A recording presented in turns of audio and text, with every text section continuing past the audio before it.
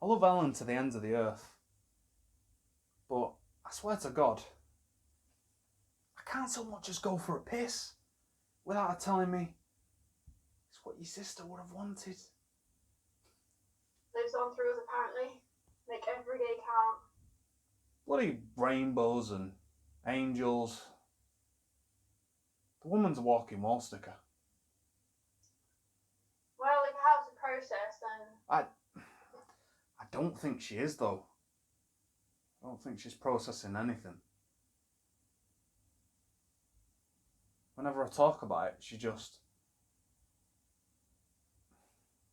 I don't know. It's like it's an act. It's like watching someone on daytime television being interviewed.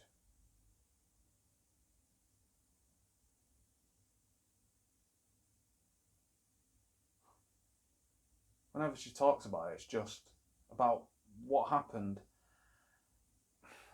It's just cliches and quotes from fridge magnets. She still refers to it as an accident. She thinks you blame her for what happened.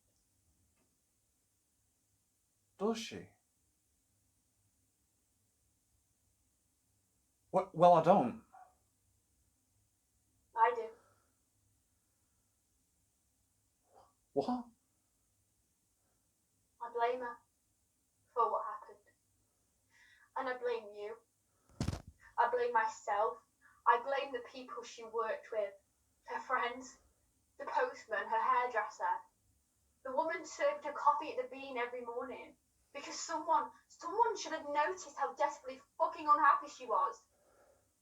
We should have known. We were a family and we should have known.